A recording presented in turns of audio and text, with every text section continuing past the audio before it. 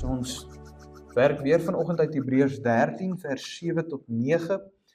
Kom ons sluit net die oë en dan nader ons die Here. Vader, ons nader U vanoggend met groot bewondering in ons harte, liewe Heer. Vader, soos wat ons voel hoe dit kouer word, weet ons U is die een in beheer. Vader, dat U woord sê dat U alleenlik die hemelruim geskep het, wat oneindig groot is, net om U krag aan ons te wys.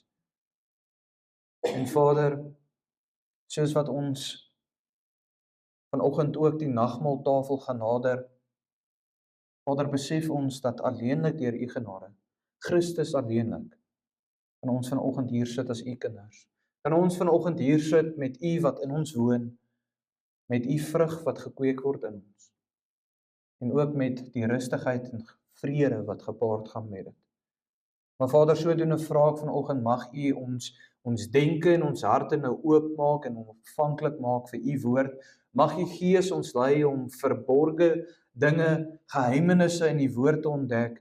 En Vader, waar ons spreek oor geestelike leierskap, Vader, al is dit miskien eenvoudig, vra ons, mag U ons weer herinner aan hierdie dinge. Dat ons nie onwys mense sal volg in hierdie wêreld nie, maar dat ons elke woord sal toets volgens U woord. En Vader, sodoende vra ek ook, mag U Gees vanoggend ook sodoende ons lei om nie net hier uit te stap met 'n mooi boodskap in ons harte nie, maar mag ons veranderd word deur dit. Mag U woord 'n plekkie vind in ons innerlike mens, mag dit deel word van ons. En Vader, sonder U en sonder U woord is ons net soos die ongelowiges wat blind, doof en ook aan die slaap en dood is. Vader, dan vra ek net vanoggend, mag U ook my gebrokenheid, my sondigheid op sy sit. Mag U woord hier en by die sonnaarskool ook verkondig word volgens U wil en U waarheid. Vra al hierdie dinge in U heilige naam. Amen. So ons tema vir vanoggend is weer eens dieselfde as laas Sondag se, wat die volgende is: lei soos Jesus, vind en word leiers van die geloof. Hebreërs 13 vers 7 tot 9 sê dan vir ons in die 33 tot die 53 vertaling: Gedenk julle voorgangers wat die woord van God aan julle verkondig het. Aanskou die uiteinde van hulle lewenswandel en volg hulle geloof na. Jesus Christus is gister en vandag dieselfde tot in ewigheid. Moenie rondgeslinger word deur allerhande en vreemde leringe nie, want dit is goed dat die hart versterk word deur genade, nie deur voedsel nie, waarvan die wat daarin gewandel het, geen voordeel gehad het nie. Net tot sover asseblief. En soos wat julle weet, is ons eintlik nou al eintlik so op die einde van ons reeks wat handel oor die boek van die Hebreërs, en ons is nou vir 'n geruime tyd besig met die laaste hoofstuk, hoofstuk 13. Ons trek ook vandag by die 12de preek in hierdie reeks. Nou ons het al na verskillende elemente gekyk in hoofstuk 13 van ons Christelike plig teenoor mekaar, teenoor die huwelik, en dan ook waar dit nou kom met 'n waarskuwing na die geldgierige waarskuwing, kom dit na valse lering, 'n waarskuwing teen dit. En waar ons eintlik fokus op waarna moet ons kyk as weergebore gelowiges in 'n geestelike leier om hom te volg. Wat is riglyne wat ons kan hê volgens die woord om te sê ons kan onder die man sit en ons kan by hom leer. Nou ons het laas Sondag so 'n bietjie gekyk en gesien en gesê ook dat die woord sê ons moet godvreesende manne volg wat die woord van God volg, wat die woord sien as die hoogste autoriteit in hulle lewens en dat geen tradisie of enigiets hoër is as dit. Ons het ook gesê dat die skrywer in vers 7 vir ons sê dat ons hulle moet navolg. Die Engels gebruik die woord mimic, soos wat Paulus sê, volg my soos wat ek vir Christus volg. Toe sê ons ook, en dit is belangrik, dat ons nie vir Piet of vir Dani volg nie. Ons volg vir Christus wat ons in hom raak sien. En dat enigiets wat nie in lyn is met wat Christus se karakter of wat nie in lyn is met Christus se karakter of sy vrug nie, volg ons nie. Kyk, ek dink dit is heel eenvoudig om dit so te stel. En vanoggend gaan ons aanbeweeg en die vraag vra, maar waarna moet ons nog steeds ook sodoende uitkyk? En ons beweeg dan aan na vers 8 toe, wat vir ons sê, Jesus is gister en vandag dieselfde en tot in ewigheid.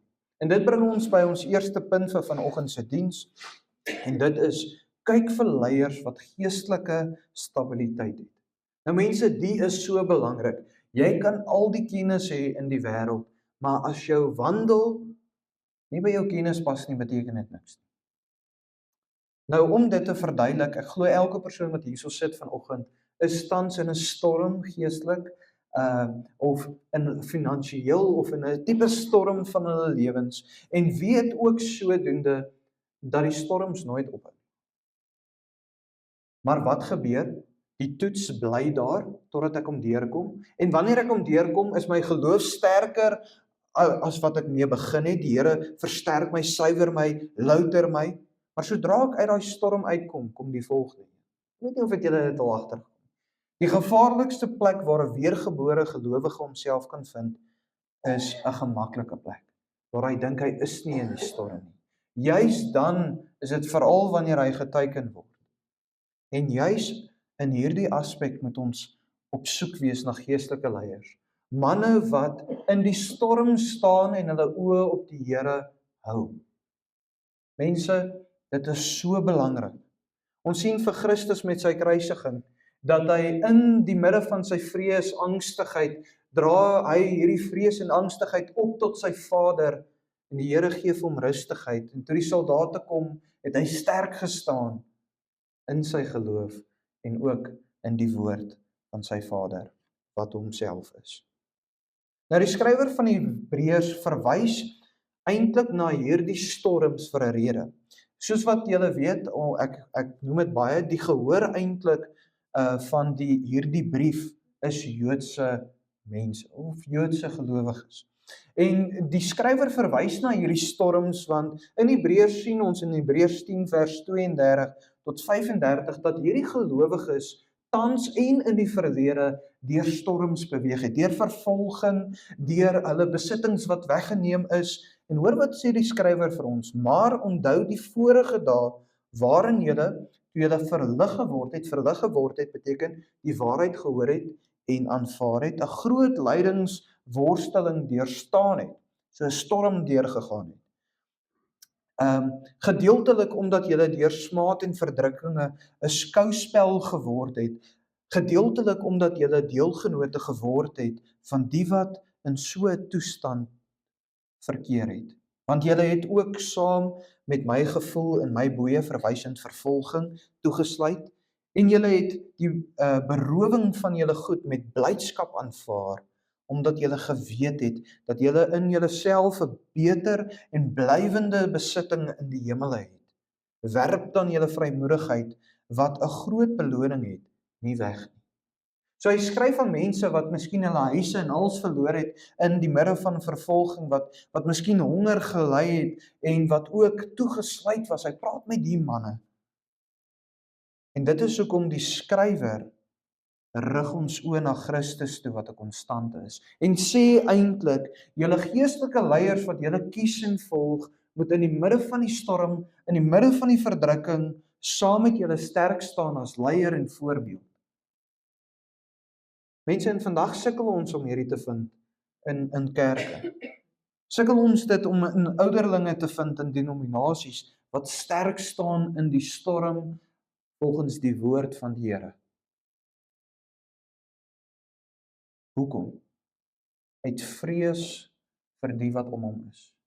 Uit vrees van miskien verstoting, uit vrees vir vervolging in die gemeente, deur mense wat miskien nie van my gaan hou nie, en ook uit vrees uit dat hulle my miskien gaan uitstem.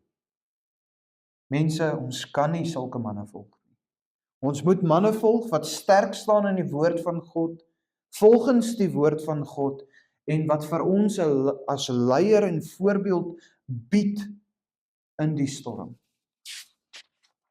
By Springs het ek vir 'n geruime tyd gesukkel, en ek wil dit graag met julle deel, met leierskap op die kerkraad. En weet julle wat was my baie interessant en hartseer? Mense het nie op die kerkraad gehou nie, omdat hulle nie geestelik volwasse genoeg was nie.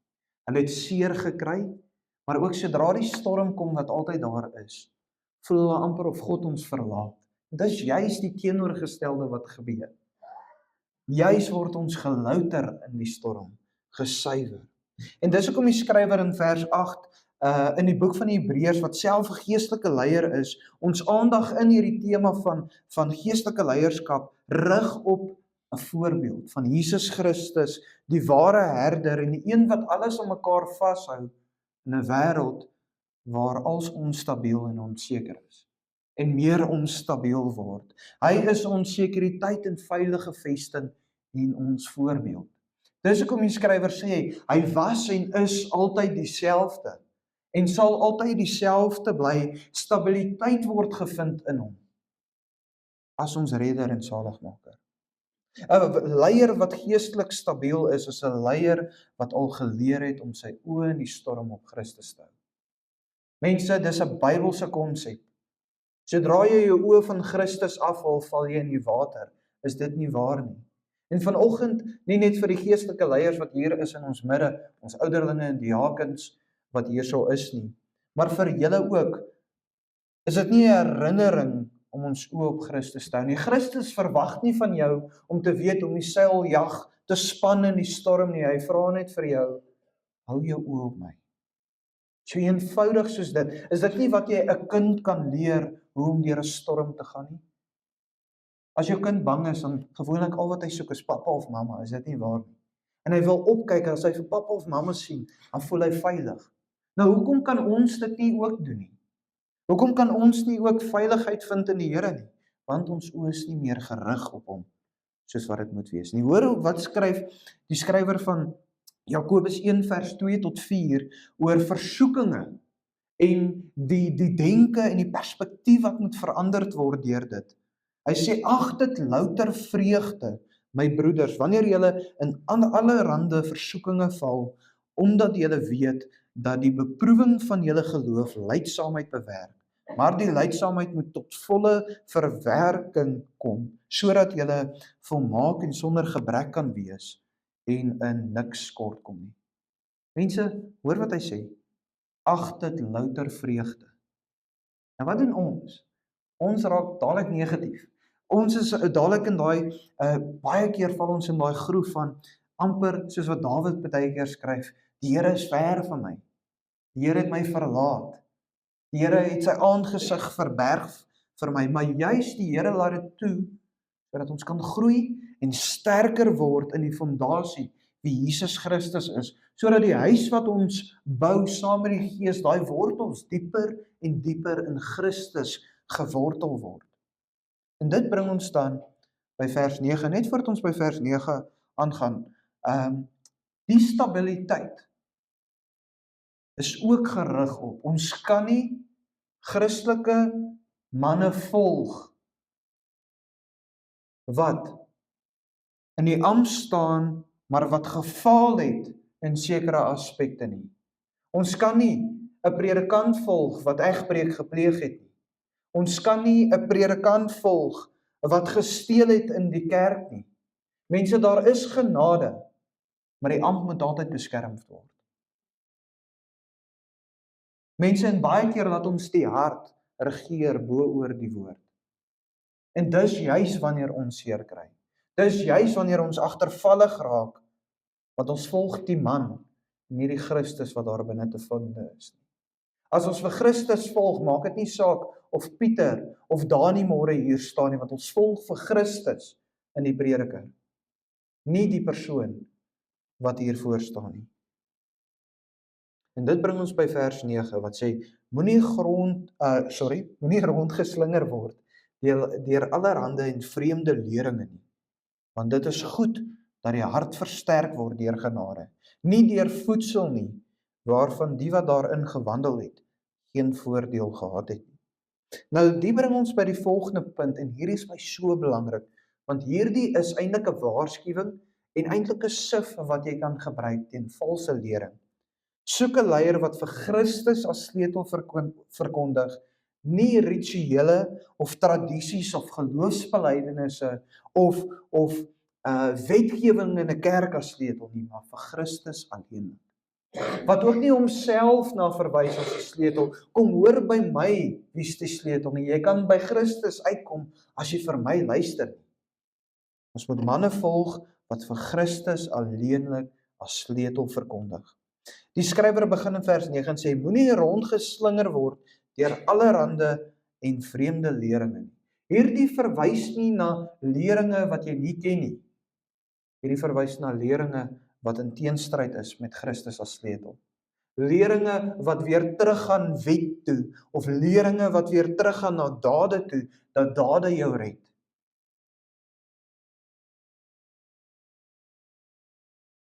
Mense, ek het al gesien hoe gelowiges wat ware lering volg, 'n deur oopmaak vir een valse lering, en daai valse lering versprei soos kanker in hulle. Ons kan nie dit toelaat nie. Ons het laas Sondag gepreek en sê, toets alles. Hulle het tot Paulus se woorde getoets, of dit waar is. Hoeveel te meer moet julle nie Pieter, wat hier voorstaan, se woorde toets nie. En dan 'n goeie sleutel om jou te help. Maak seker dit wat die kerk vandag verkondig wat jy moet doen, word bevestig deur die Nuwe Testament. Dit is vir my baie belangrik. Christus het nie gekom om weg te maak met die Ou Testament nie. Hy het 'n Nuwe Testament in sy bloed met 'n nuwe verbond, met 'n nuwe hoëpriester wie hy is, met 'n nuwe orde geskep om die oue te vervul, nie meer weg te maak. Maar baie belangrik, al sê Christus hy die wet vervul en ons is nie meer onder die wet nie, moet ons die wet gebruik as 'n riglyn. Maar dit verwys na 'n gedeelte van die wet, die 10 gebooie. Maar die wet wat gekoppel is aan rituele en sakramente of offerswette wat ons in Levitikus vind, natuurlik hoef ons dit nie meer te volg nie. Want ek weet nie van julle nie, wanneer laas het jy 'n bul of 'n bok geswag toe jy sondig was? Nog nooit. Christus is genoeg, né? So daai wetgewing hoef ons nie meer te volg nie. Ons kan dieptyd in dit vind van die rede vir dit, maar ons hoef nie vandag daai wet te volg nie, want Christus is die finale offer aan die kruis. En die rede hoekom ek hierdie noem is, want daar is net 2 ordonnansies of sakramente in die kerk, en vandag gaan ons een doen en die woord sê, doen dit soveel as wat jy kan. En dan, die volgende een gebeur net een keer en dis die doop, na redding. Mense, daai 2 is die enigste ding wat 'n kerk vir jou kan sê, jy moet doen, behalwe natuurlik gebed en vas en skrifstudie. Maar behalwe dit is daar geen ander instelling, so ons kan miskien sê die huwelik ook. Maar daar's geen iets anderster wat ons kan verkondig en aan vashou nie. En natuurlik, die 2 wat Christus ingestel het, verwys na wie? Na hom alleenlik, as sleutel. Ons herinner ons vanoggend, as ons hierdie tekens gebruik, en wat Christus aan die kruis bewerkstellig het vir ons. Die doop verwys na sy kruisiging, sy dood, sy opstanding, en ook die hoop van sy terugkom. As dit nie Christus gesentreerd is nie, is dit vals. En dan wil ek graag met julle deel in waarskuwing. Daar is soveel mense wat ek vandag sien wat teruggaan na hulle Hebreëse wortels toe. Mense, wees so versigtig. Wees so versigtig, want die skrif sê vir ons, Christus is die sleutel. As jy sê sekere kos is onrein en ek gaan dit nie eet nie, of hierdie kos maak my rein, maak jy vir Christus minder aan die kruis, want Christus is genoeg vir my reiniging, my redding. Geen daad wat ek doen kan maak dat ek in die koninkryk van die Vader ingaan, behalwe Jesus Christus nie. Mense, wees versigtig, want dit raak wetties. En sodra dit wetties raak, word dit gewoonlik volkgebonde ook. Dan nou tel die Ou Testamentse profesie sommer vir hierdie volk en nie vir daai volk nie. Mense, ons is een volk, die wat in Jesus Christus is. Maak nie saak wat se taal, kultuur of kleur jy is nie. Christus het gesterf vir die wat sy Vader aan hom gegee het. En hulle lyk soos die reënboog. Maar binnekant is die Gees. En ons is verenig met mekaar deur dit. En in die konteks van vers 9 verwys die skrywer baie interessant na kos. En daar's 'n rede daarvoor. Onthou die gehoor wat die skrywer na toe skryf, is Jode. Nou die Jode was onder en dink hoe moeilik was dit vir hulle. Ek dink baie keer dink ons net die Jode was hardkoppig en dom. Maar hulle kom al vir generasies uit hierdie ou wetstelsel die ou verbond, die Ou Testament uit, en nou kom daar nuwe dinge. En in Christus vind ons dat hy alleenlik die sleutel is. Maar ons moet onthou, die Jode was geleer dat sekere kosse onrein was. Sekere kosse of diere mag jy nie geëet het nie. Maar God kom in Handelinge 10 en wys vir Petrus dat alles wat hy gemaak het is rein. En wie is Petrus om te sê dat iets wat heilig is nie heilig nie? En sodoende, die skrywer maak dit duidelik vir ons in die boek van Hebreërs en God ook, dat alleenlik Christus jou kan reinig, nie kos wat jy eet nie. En dis hoekom die skrywer skryf daar in ons hoofteksgedeelte, waarvan die wat daarin gewandel het, verwysend die koskonsep, geen voordeel gehad het nie, net tyd gemors het. Dis baie belangrik, net tyd gemors het. Maar dan kom die skrywer en net voordat ons aanbeweeg na die genade toe waartoe hy beweeg. Mense, hoeveel gemeentes en denominasies en van waaraf ons uitkom, meeste van ons, verwys nie meer na tradisies, geloofsbelijdenis as die woord nie. Hoeveel denominasies is 'n tradisie nie meer belangrik as enige iets anderster nie? En mense, dit is valse lering. 'n Tradisie. Ons gee nie om oor tradisies nie. Ek hoop julle saam met my. Ons wil doen wat die woord sê ons moet doen. Ons niks fout met 'n tradisie om 1 keer 'n jaar te gaan kamp of iets soos dit nie. As ons moet stry en beklei daaroor, dan los ons dit sommer. Mense, die woord van God is die hoogste autoriteit. En die rede hoekom baie van ons in ander denominasies valse doktrines en valse lering en valse tradisies gevolg het, is eerstens, soos wat ons laas Sondag sê, omrede ons nie die lering getoets het nie. Christus was nie te vind daar binne nie. En dan, omrede ons die prediker gevolg het wat 'n tradisie gevolg het en ander predikers. Nie 'n prediker gevolg het wat vir Christus volg. Ons het nie 'n prediker gevolg wat ons vir Christus in raak sien nie, maar 'n prediker wat tradisie verkondig en nie vir Christus nie. Mense, so wat sê dit in eenvoud vir ons? Volg vir Christus. Hoe eenvoudig is dit nie? Luister, as dit wat hy sê goed is en volgens die skrif is en Christus verkondig as sleutel, hou daaraan vas. As dit nie verkondig nie, gooi dit weg. So, ons kan nie vanoggend hierso sit en sê dat dit nie my skuld is wanneer ek in valshede vashou nie. Dit is my skuld. En juist vir die rede was die Gees aan ons gegee as ware leermeester. Maar die vraag is, hoeveel keer luister ons nie na ons hart, want dit voel reg nie, in plaas van die Gees. Die skrywer sê dan in vers 9, baie interessant, in teenstryd van om tradisies en voedsel te eet wat jou reinig, sê hy, daar is net een ding wat die innerlike mens, die hart versterk, en hy sê dit is deur die genade. Deur genade word ek innerlik sterk, innerlik groei ek, maar wat bedoel die skrywer daarmee? Wat beteken dit? Hoe kan ek my hart of die innerlike persoon versterk deur genade? In 2 Korintiërs 12 vers 9 gee vir ons die antwoord en verduidelik dit vir ons en sê, en hy het vir my gesê, my genade is vir jou genoeg, want my krag word in swakheid volbring. Baie liewer sal ek dus in my swakhede roem, sodat die krag van Christus in my woon. Nou kan jy sê, maar hoe is dit 'n antwoord? En in eenvoud sê die skrywer hier vir ons, dat die enigste manier om te groei in die genade, is deur aan die volmaakte werk van Jesus Christus vas te hou en te groei daarin. Nie deur dade of hoeveel ek gee vir die kerk of wat ook al kan dit beïnvloed nie. Jy sal innerlik versterk word as jy in die genade groei, die kennis van dit en wat dit vir jou beteken. Jesus Christus as sleutel.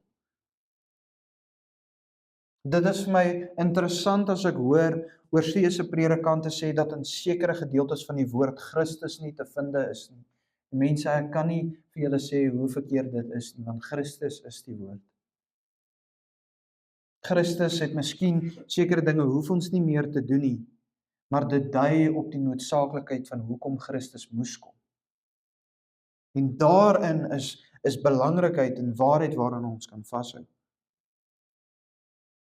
Dan wil ek graag vanoggend as Christus as sleutel en dat alleenlik in en deur Christus sit ons hier vandag. 'n Paar gedeeltes met julle deel wat in eenvoud net vir ons weer herinner aan Christus as fondasie, Christus as redder en alleenlik Christus. Die eerste een is Handelinge 4 vers 12 wat sê, en die saligheid is in niemand anders nie, want daar is ook geen ander naam onder die hemel wat onder die mens gegee is, waardeur ons gered moet word nie. Is daar 'n wet wat gegee word? Nee. Is daar 'n riglyn van as ek daai ou volg gaan ek tot redding kom? Nee. Daar is een naam en dit is Jesus Christus. Maar mense, op die punt wil ek vir julle vra, as Christus die enigste weg is na die Vader toe, hoekom wanneer ek tot redding kom, hou ek op om hom te volg en dan gaan volg ek 'n ongeletterde persoon wat elke een van ons is in plaas van Christus? Johannes 14 vers 6 sê, Jesus antwoord hom, ek is die weg, die waarheid en die lewe. Niemand kom na die Vader toe behalwe deur my nie. Christus is die weg, die waarheid en die lewe. 1 Korintiërs 3 vers 11, want niemand kan 'n ander fondament lê as wat daar gelê is nie. Dit is Jesus Christus. Hy is tot die fondasie. 1 Timoteus 2 vers 5 sê, want daar is een God, een middelaar tussen God en die mens Christus Jesus. Wie is nie net die weg nie, maar tot die een wat intree as hoëpriester nou vir ons by die Vader, die middelaar, Jesus Christus. Mense, mag hierdie 'n riglyn wees in elke aspek van jou lewe, vir elke ou wat jy voor luister en na luister.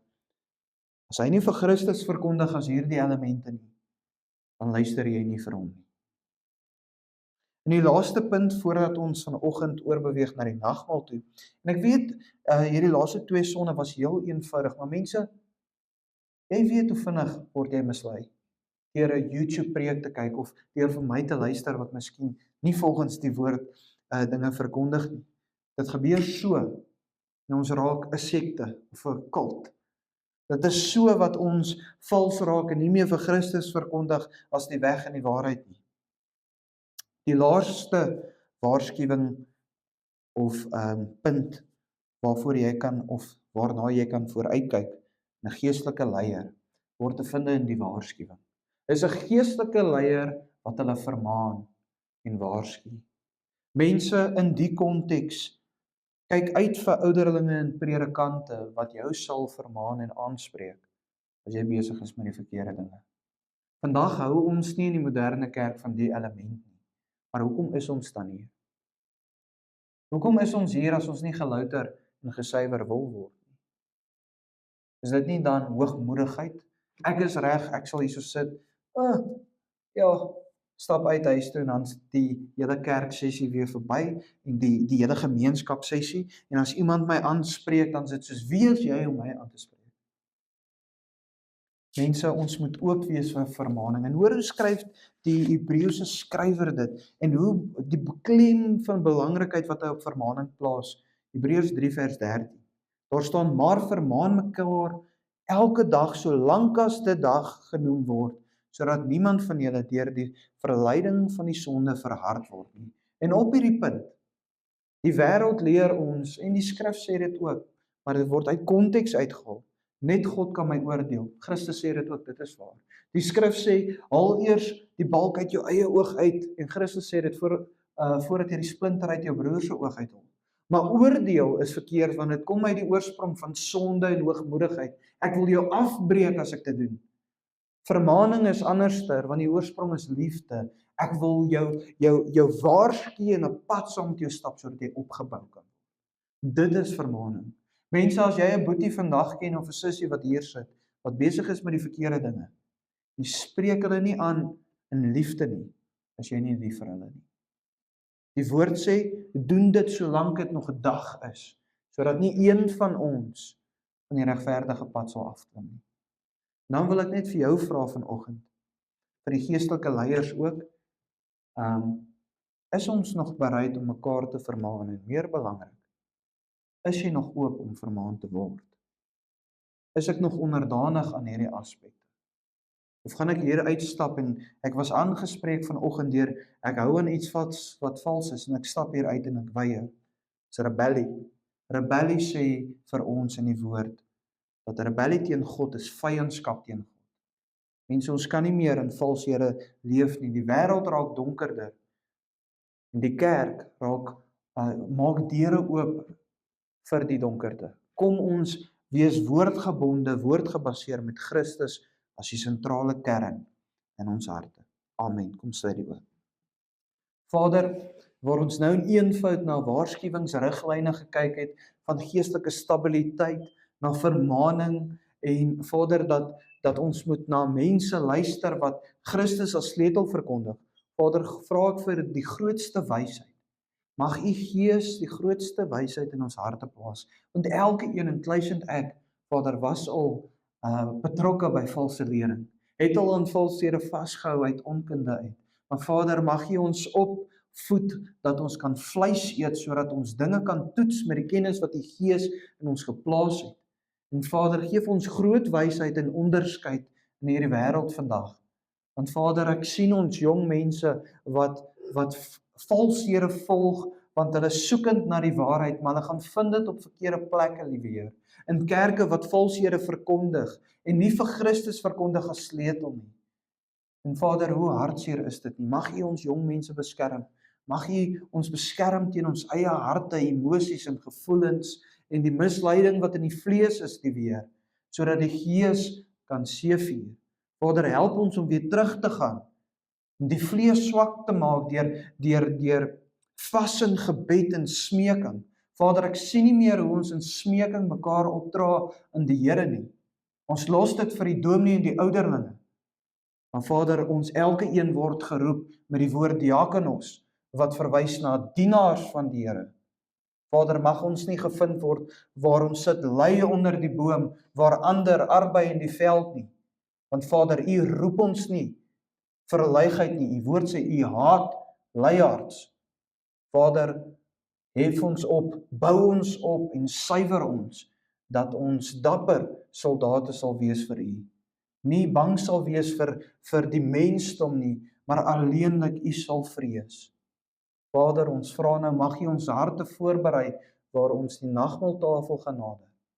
Vader, as daar onegtheid nou te vind is, mag die Gees dit uitwys, maar mag nie een van ons dit nie gebruik nie. Mag ons eerder sê, Here, ek sukkel hiermee, dit by U voete kom plaas. Want juis vir daai rede herinner ons onsself dat Christus genoeg was aan die kruis. Ons vra al hierdie dinge in U heilige naam. Amen. Die enigste vereiste vir die nagmaal is wedergeboorte. Tweedens, die woord sê as jy sonde het wat nie bely is nie, mag jy dit nie gebruik nie, maar jy's gebruik nou die geleentheid. Elke een van ons sukkel mense, elke een van ons skiet kort. Maar moet net nie laat daar 'n rebellie te vind is in die hart waar ek sê ek sal nie. Asseblief, sit dit nou by die Here se voete neer. Juis vir daai rede gaan ons onsself nou herinner wie Jesus Christus is. En hy is genoeg vir elke een van ons. Hy het ons gesuiwer en ook gereinig teen volle, soos wat Paulus sê, ons is heilig is. Reinig staan ons voor die Here. So kom ons sluit die oë en dan nader ons die Here. Vader, waar ons nou in groot nederigheid met groot dankbaarheid in ons harte U nader, liewe Heer. Vader, mag hierdie nie 'n tigtingssessie wees waar ons die tafel nader van die tekens van die brood en ook die wyn nie, maar mag ons dit met hoop en blydskap en in dankbaarheid en in vreugde nader. Want alleenlik deur U seun kan ons vanoggend hier sit as U kinders. Alleenlik deur U seun kan ons hoop in ons harte, dat maak nie saak wat hierdie wêreld aan ons doen nie. U sal ons nooit verlaat nie. En ons sal ook so doen met ons laaste asem hier op aarde, inasem by die Vader. En Vader, sodoende dra dit nou ons harte op. Vader, mag U Gees elke hart ondersoek. Mag U verhardheid uitwys en aanspreek, rebellie, vyandskap, liewe Heer. En Vader, mag ons dit nou by U voete kom sit. Vader, as hier iemand is wat nie weergebore is nie, Vader, mag hy nou ontmoeting met U hê. Vader, waar hy vir Christus sien aan die kruis en die verlossingswerk ervaar in sy hart. Vader, mag die Gees nie aanhou klop daar by sy hart se deur nie. Vader, ek bid vir ons boeties en sissies wat nie hier kan wees nie. Mag hulle nou ook hierdie eenheid ervaar, vir die siekes wat nie hier kan wees nie. Vader, mag U hulle harte styf vashou. Mag hulle ook tans herinner word aan die seun aan die kruis. Vra al hierdie dinge in U heilige naam. Amen. Die skrif sê vir ons, terwyl ons dan broeders vrymoedigheid het om die heiligdom in te gaan, deur die bloed van Jesus Christus op die nuwe en lewende weg, wat hy vir ons ingewy het deur die voorhangsel heen.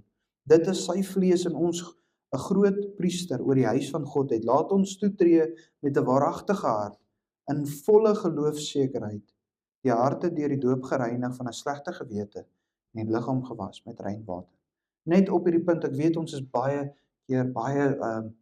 so reguit met die nagmaal. Mense, die sleutelwoord is hier geloofsekerheid. My gebed is, mag ons elkeen dit nou vind in ons harte.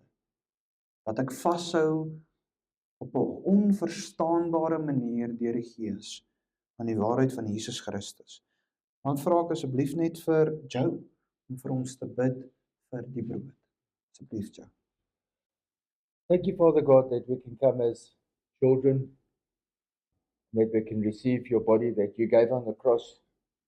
And through that, Lord, we have the Holy Spirit that guides us, that can give us the peace and the joy, that can keep us humble, Father. And we never forget your body that was broken on the cross, that through that, those that believe in you have eternal salvation. Amen. Amen. Die skrif sê vir ons, die brood wat ons breek, is dit nie die gemeenskap met die liggaam van Christus nie. Christus het gesê, hierdie is my liggaam wat vir julle gegee word en ook gebreek word. Gebruik dit tot my nagedagtenis. Toe neem hy die beker en nadat hy gedank het, gee hy dit aan hulle en sê, drink almal daaruit, want dit is my bloed, die bloed van die Nuwe Testament, wat vir baie uitgestort word tot die vergifnis van die sondes. Dan vra ek net vir Willem om vir ons te bid, asseblief. Here Jesus Christus, dankie dat U aan die kruis gesterf het, sodat U bloed vir ons ewige verlossing en volmaakte verlossing. Dankie vir die nuwe verbond en dankie dat daar net een storting van U bloed nodig was, dat dit vir ons genoegsaam is. Dankie dat U bereid was om daai sonde van ons op U te neem en die bloed te vergiet ter vergifnis van ons. Die bloed van Jesus Christus, sy seun, het gevloei tot reiniging van alle sonde.